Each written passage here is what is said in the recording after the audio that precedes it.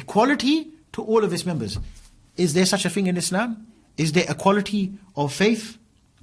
If we look to one hadith of Rasulullah sallallahu alaihi wasallam, on the authority of Abu Huraira, Sahih Muslim, so no Sunni Muslim can really argue against Sahih Muslim or Sahih Bukhari. Rasulullah said, don't greet the Jews and the Christians before they greet you, and when you meet any of them on the roads, force them to go on the narrow side of it. And Imam Malik, he said the same thing as well. In fact, Umar ibn Khattab, who Rasulullah sallallahu alaihi wasallam, he said that if there was to be another Nabi after me, it would be Umar ibn Khattab in his own charter, not charter of United Nations, in his charter with the people of Sham, with those Christians of Sham, in his charter was Kafir and Muslim, they're not allowed to wear the same clothes as one another. If the Muslim, he comes out on the day of Eid and he sees Kafir with nice clothes, the Kafir has to take his clothes off and give it to the Muslims.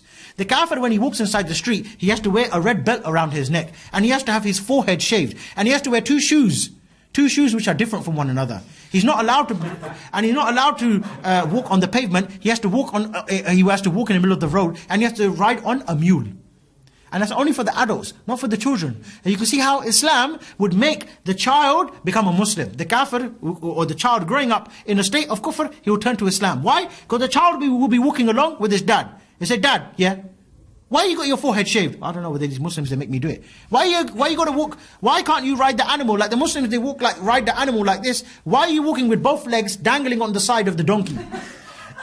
Why is it every time the Muslim comes to you, he asks you for your clothes, you give it? Why is it every time he tells you to get down from the horse, you have to take it? And not only that, he said the kuffar, they can have their churches. They can have their churches, but they're not allowed to ring the bell. And if a Muslim, he's walking by, let's say for example, a Muslim's been on Edgware Road for example. He's had some nice shisha, some nice steak, no hubble bubble, we don't deal with anything like that. And he's walking along and he's rubbing his belly and he's like, oh man, you know, I don't want to upset my wife tonight. What he can do, he can go to the church, knock on the door, John, let me in. Okay, no problem. John has to put up Abdul Ghafoor for the night. Abdul Ghafoor with his big belly, having his nice kebab, John has to open up the church and he has to go there and sleep there nice and comfortable and say, all right, John, thank you, and then carry on going early in the morning. Which wife is going to live with John under that type of circumstances? What kind of honoring is this for me to live with John and Abdul Ghafoor comes every Friday night and sleeps in our bed as well? Of course. Because sunnah is to look after the guest, isn't it? I can't make you sleep on my floor if you can't. You're a Muslim, by the way. So what about when Abdul Ghafoor goes to John's house? John, sleep on the floor, and I'll sleep on the bed. What's going to happen?